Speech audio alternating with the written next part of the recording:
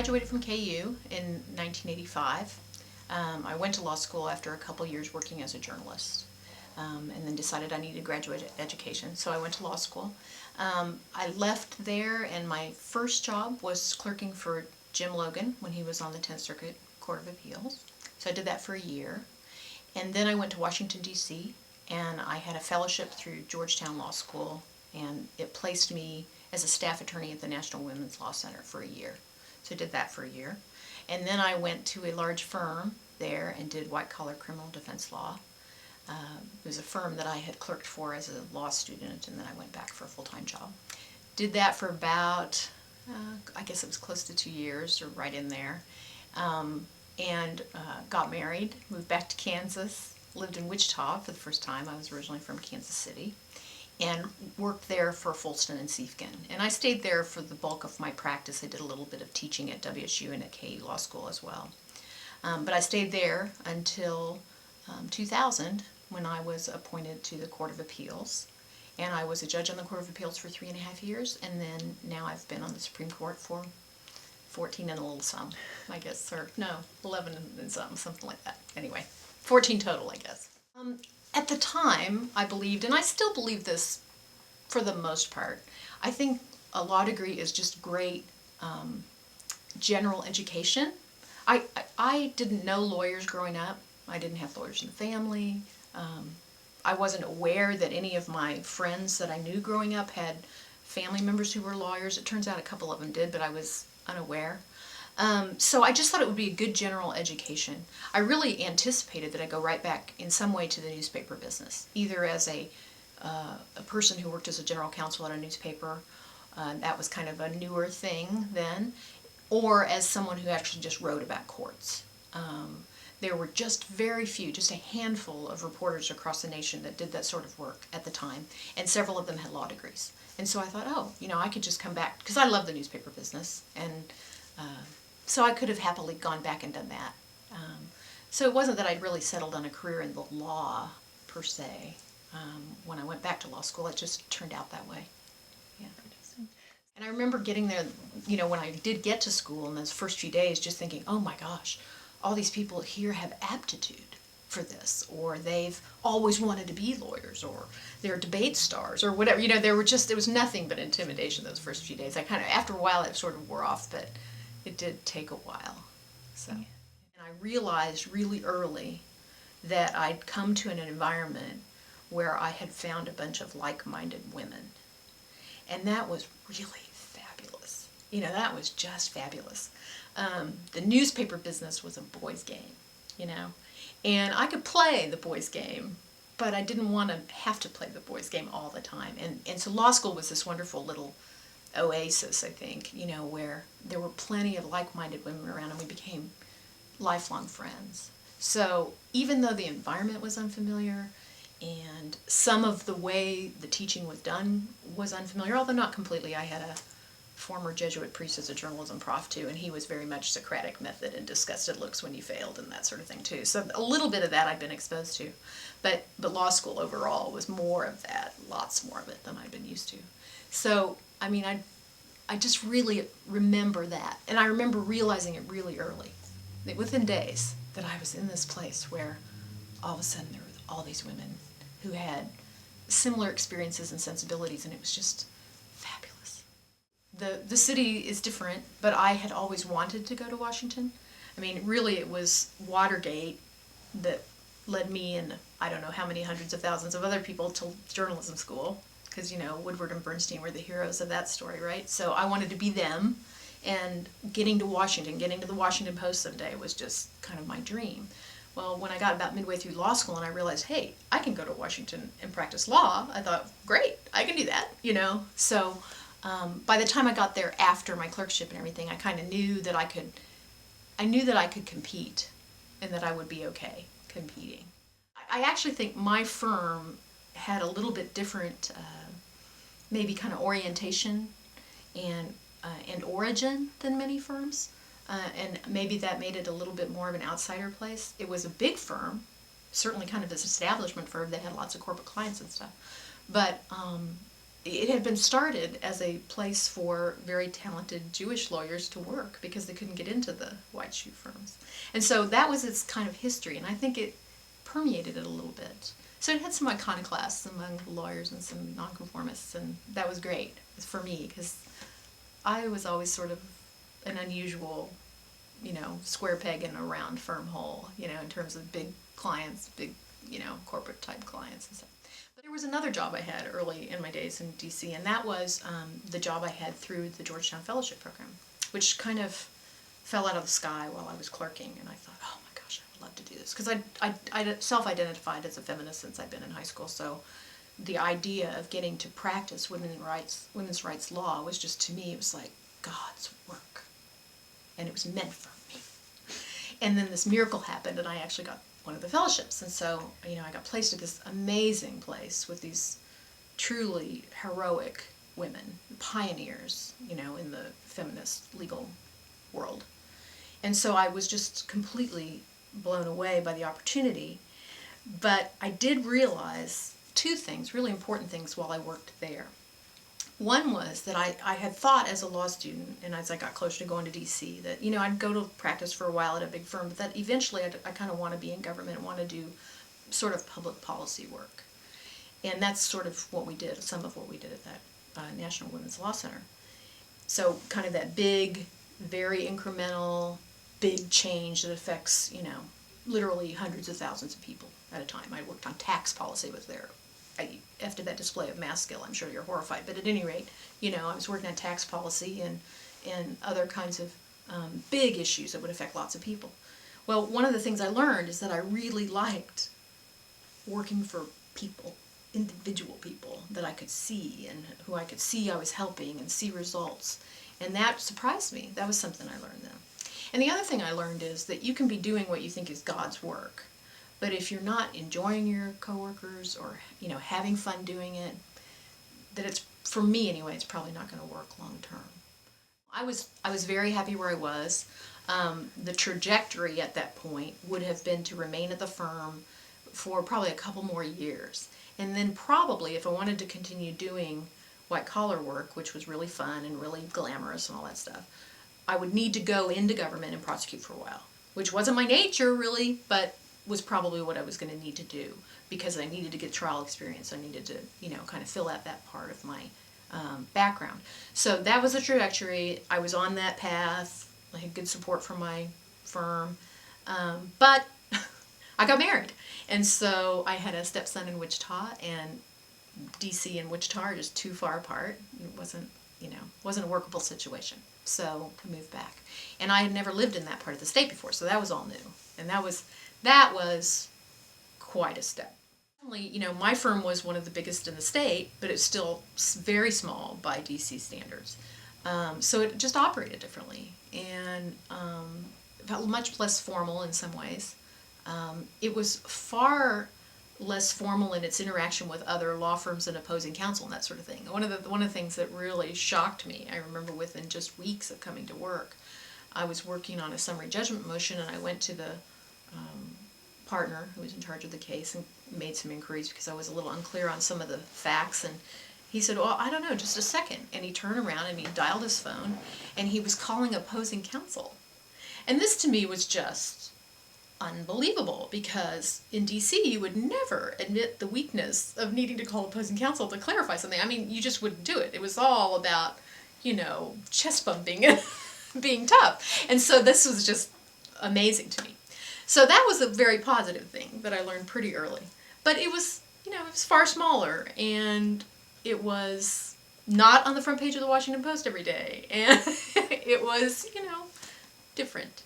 And certainly the attitudes toward women lawyers were different. I mean, there was still some resistance, and pretty open resistance in Wichita when I got there in '88. And that was sort of shocking to me. I mean, of course it was shocking to me because I come from the National Women's Law Center and then from this practice group in a big cosmopolitan firm where half of us were women. And of course we were capable and able to handle the work, and so no one would question that. And anyway, so that was kind of a rude shock. At one point, I'd probably been in Wichita for a year or two by that point. And I called opposing counsel for some reason at the beginning. I think probably just to introduce myself. We hadn't worked together before. He was in a medium-sized firm in Wichita, and I got his secretary initially, and she said she'd put me through, and so I was waiting, and then he came on the phone, and before even saying hello, he said, "Which one are you?" And I thought maybe he'd picked up the wrong line, you know. So I said, "Oh, this is Carol Beier. Maybe you think you're speaking to someone else. I'm calling about such and such case, and I'm representing so-and-so." And he said, yeah. Which one are you? He was really rude and kind of gruff. And he was older than I was, but he wasn't enough older than I was to excuse his behavior. 10 years maybe. And I said, I'm sorry, I don't know what you're talking about. And he said, you're either a bitch or a pushover. Which is it? And I'm sure that I probably tried to deflect it kind of with aren't you clever? But he meant it. I mean, he was trying to be hostile. He was trying to intimidate me. And anyway, so fast forward 20 years or so, and I'm sitting on the bench one day, and in walks this lawyer. And I think to myself, I remember that conversation. I wonder if you remember it. I bet you don't. I was probably one in a long line of women who did that too. So anyway, yeah, there'd be incidents like that, or clients who would just make completely inappropriate suggestions about what we might do after the deposition, or, and then the kind of the run-of-the-mill stuff of being mistaken, for the court reporter or the assistant or the, whatever, receptionist, stuff like that. But then a funny thing happened. I had taught earlier in my career for a year at KU. I'd taken a leave from practice and taught at KU. And during that year, one of the things I did was help to run the Defender Project, which represented clients up here in court every once in a while. And so I'd made several arguments in the Court of Appeals that year.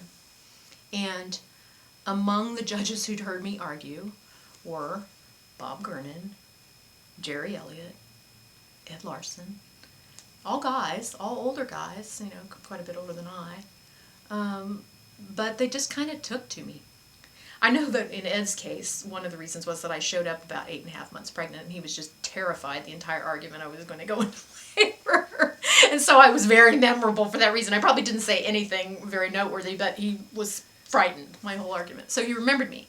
And so once I was back in Wichita practicing after that teaching year, he called and asked me if I wanted to start. Well, he arranged. I think Justice Abbott's the one who called me, but he arranged for me to have a position on the Board of Law Examiners, which, that's the sort of thing that happens sometimes when you're fortunate, or you end up with a mentor, even an unexpected mentor, or a mentor from an unexpected sector. And I really think that was sort of the beginning of it, of me knowing more of the judges and justices. And so anyway, when my old dear friend Kay Royce became ill, and her position became available when she died, I looked at Kay's resume and I looked at mine, and I thought, well, they're kind of similar. We had done similar things. And then I got a call then from Crystal Marquardt, and she said, "You should put your name in for this job." Bob and Jerry had called me on a previous opening, and I just said, no, I tried the district court thing. I need to stay in practice. This is what I'm doing now. The timing's not right. My husband had gone back to school to become a teacher. We needed to be here in Wichita. So I had avoided an earlier opportunity. They had said, you can't micromanage the timing of these things. You need to do it now. I said, no, it's just not the right time for me. But when Crystal called, I thought, it wouldn't hurt to try. It won't hurt to try. And I thought, I felt that I had the same sort of qualifications that Kay had when she came to the bench. So it worked out. And it was great. I had the naive idea I could live in Wichita and work in Topeka with 2 kids in elementary school, and it took me about 2 weeks, and I was blubbering like a baby, and we were moving. So that's fine. It all worked out. It's just a totally different life. When I'd get to the office in the morning at the firm, I'd have 12 things on my to-do list that day, and if I got to 1 or 2 of them, that would be amazing. Here, obviously, I have more control over my day, and, at the beck and call of a client. I was in court one time, with a client till 2 or 3 in the morning, and he called me at 7:30 the next morning. I was still in bed at home. And so, I mean, that's just a crazy making kind of life. I mean, it can be great, but it can be extremely grueling too. This one can be grueling, but in a different way. And it also can be isolating. That was something that lots of people said to me when I was first going to the Court of Appeals. Oh, you're not going to like that. You're not going to like that part, because I'm kind of gregarious. And they thought, I would feel lonely and isolated. And I made a real effort not to become that way, especially in the Court of Appeals, where it's a little easier because you travel and you are in different parts of the state. You see different members of the bar from around the state all the time, and members of the public for that matter. It's a little harder in this job. You really have to be vigilant. And I do feel that kind of creeping isolation happening, which is an unfortunate thing. That doesn't happen in practice, particularly if you're kind of a butter and egg firm in town where you kind of know everybody right away.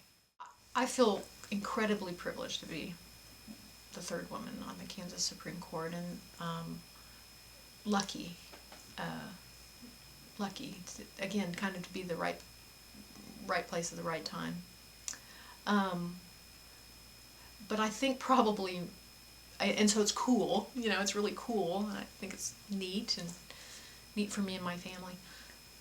But I also feel a huge responsibility. And I talk to my female colleagues on the bench about this sometimes. I mean, you are highly visible, so you have to be aware of that and be careful with your public persona. I'm sure this is at least as true, if not more true, for all of my female colleagues on the district bench who are in communities and in much closer touch with the people they serve than we are, generally speaking. But I also feel this huge responsibility to other women in my profession. And I've always felt that way. And it's always been my position, and it continues to be my position, that it's not enough to have the job like I have, for example, or like some of the other women on the bench have. It's not enough just to occupy the seat. You have to help the women behind you. I mean, it's just a responsibility you have as some of the first ones to get there. Nobody gets there by themselves. No one. No woman, no man, no one. And so you have to know that, and you have to pay it forward. I mean, it's kind of maybe a little bit of a trite expression now, but it's just the way you have to operate. And I don't let people excuse themselves from that obligation willingly. Talk about being judgy. Well, with regard to the profession, I would say that my hope for the future is that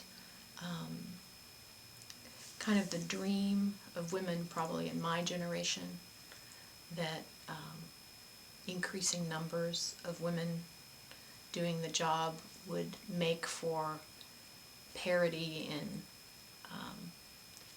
power and influence and the ability to make a difference would also increase or be reached. And so I guess, for women in the law, that's my hope, is that we're getting there, that somebody at Lindsberg many years ago used the expression water on stone, that we're doing that it's happening. And I have had some concern in the last few years with the economic downturn that maybe there have been setbacks in that. That would be my main hope for the future, that every year it's just the position of women in the profession, at every level of the profession, doing whatever they want to do in the profession and are capable of doing, is just normalized. That it becomes less and less of a topic that we have to be concerned with. I don't think we're there yet, and we're just not in a perfect world yet, but that's where I hope we're headed.